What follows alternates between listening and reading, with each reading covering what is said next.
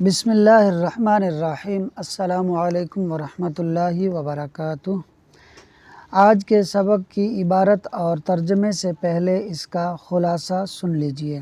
Number 1، ثلاثی مجرد کے مصدر بے شمار ہیں جن کا کوئی خاص وزن مقرر نہیں کہ اس وزن سے ثلاثی مجرد کے مصدر کی تعداد کا اندازہ کیا جا سکے۔ کیونکہ ثلاثی مجرد کے مصدر سماعی ہیں، یعنی عربوں سے سنے گئے ہیں، جیسا انہوں نے بتا دیا ہم نے مان لیا، عقل کو اس میں دخل نہیں۔ لیکن اس کے باوجود بھی امام سیبوی نے ثلاثی مجرد کے مصدر 32 تک شمار کیے ہیں، جنہیں ہم عبارت اور ترجمے میں پڑھیں گے۔ نمبر 2، ثلاثی مجرد کے مصدر کا چونکہ کوئی خاص وزن مقرر نہیں ہے، اس لیے یہ کبھی اسم فاعل، کبھی اسم مفعول اور کبھی تو اسم مبالغہ کے وزن پر بھی آ جاتے ہیں، جن کی مثالیں ہم عبارت اور ترجمے میں پڑھیں گے۔ نمبر 3، کتاب میں ایک لفظ آیا ہے غیر ثلاثی۔ اس کا مطلب ہے وہ مصدر جو ثلاثی مجرد نہ ہو، بلکہ ثلاثی مزید فی ہو، یا رباعی مجرد ہو، یا رباعی مزید فی ہو۔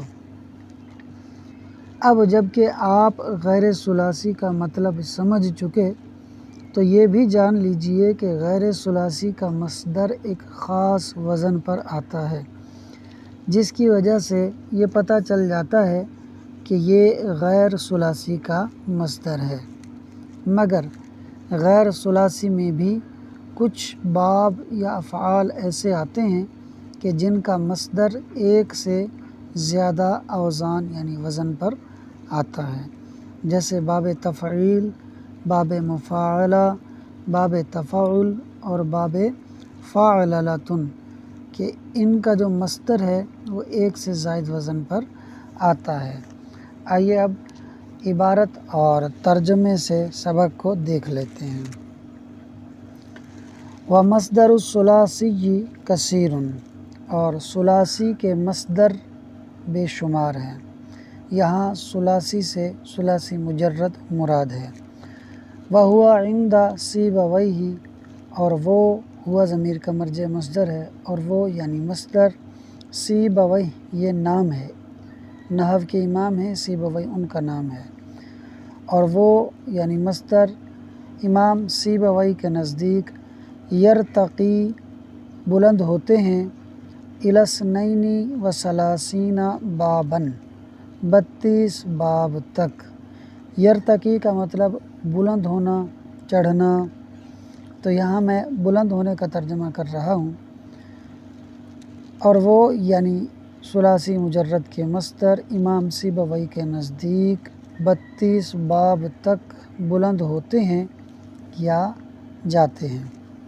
نحو جیسے قتل قتل کرنا، و فسق نافرمانی کرنا، و شغل کسی کام میں مشغول ہونا، و رحمت اور مہربان ہونا، و نشدۃ گمشدہ چیز کو تلاش کرنا، و قدرت اور گدلا ہونا، مٹیالہ ہونا، یعنی کسی چیز کا مٹی والا ہو جانا، و دعویٰ بلانا، و ذکرہ اور یاد کرنا، و بشریٰ اور خوشخبری دینا، و لیان اور نرم ہونا، و حرمان محروم ہونا، و غفران بخشنا، و نزوان نر کا مادہ سے ملنا، و طلب اور طلب کرنا، و خنق اور گلا گھونٹنا، و صغر اور چھوٹا ہونا، و ہدی اور رہنمائی کرنا، و غلبۃ اور غالب آنا، و سرقۃ اور چوری کرنا، و ذہاب اور جانا، و صراف اور پھیرنا، و سؤال اور پوچھنا، و مدخل اور داخل ہونا، و مرجع اور لوٹنا، و مسعۃ اور کوشش کرنا، و محمدۃ تعریف کرنا، و زہادۃ پرہیزگار ہونا، و درایۃ جاننا، و دخول داخل ہونا، و قبول اور قبول کرنا، و وجیف اور دل کا دہل جانا یعنی ڈر جانا، و صحوبۃ اور بالوں کا سرخ یا سفید ہو جانا۔ یہ ثلاثی مجرد کے مصدر تھے۔ آگے اب بتا رہے ہیں وَيَجِیءُ اور آتا ہے وہ یعنی ثلاثی مجرد کا مصدر علی اسمَیِ الفاعل والمفعول، فاعل اور مفعول کے دو اسموں پر۔ علی کے بعد وزنی محذوف ہے اور آتا ہے مصدر یعنی ثلاثی مجرد کا مصدر فاعل اور مفعول کے دو اسموں کے وزن پر۔ یہاں اگر آپ تھوڑا سا صبر رکھیں طبیعت میں تو دو باتیں ہیں آپ کو عرض کر دوں۔ اسمعی یہ اصل میں اسمعینی تھا۔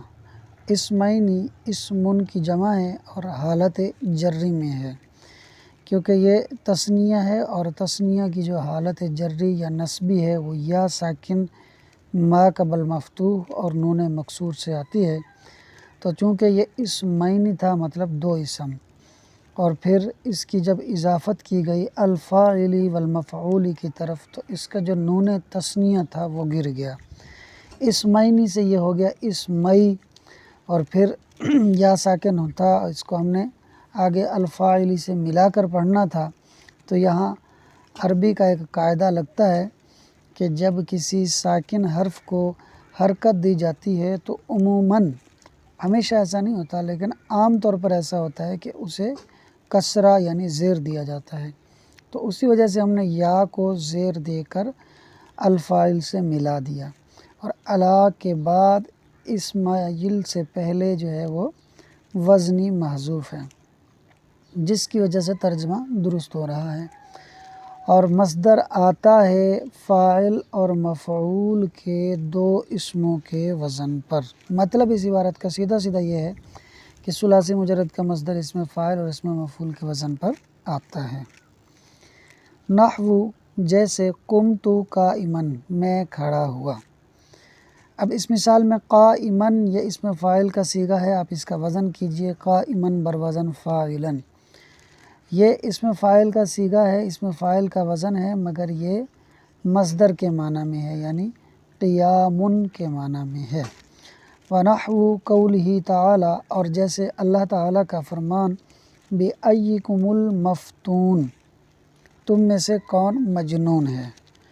اس میں المفتون یہ اسم مفعول کے وزن پر ہے، مگر یہ اسم مفعول نہیں بلکہ فتنۃ مصدر کے معنی میں ہے۔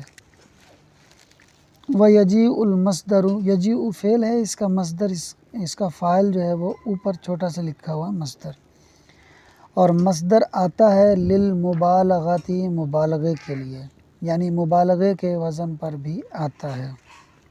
نحو جیسے التحدار شراب کا بہت زیادہ ابلنا۔ التحدار یہ اسم مبالغہ کا وزن ہے، اور باقی جتنے آگے آئیں گے اگلا جو لفظ ہے وہ بھی التلعاب بہت کھیلنا، یہ دونوں ایک ہی وزن پر ہیں اور دونوں کا جو وزن ہے وہ اس میں مبالغہ کا ہے۔ اسی طرح والحفیظا یعنی فعیلا یہ بھی جو ہے اسم مبالغہ کا وزن ہے، اس کا ترجمہ ہے بہت زیادہ ابھارنا۔ والدلیلا یہ بھی اسم مبالغہ کا وزن ہے اور اس کا مطلب ہے بہت زیادہ رہنمائی کرنا۔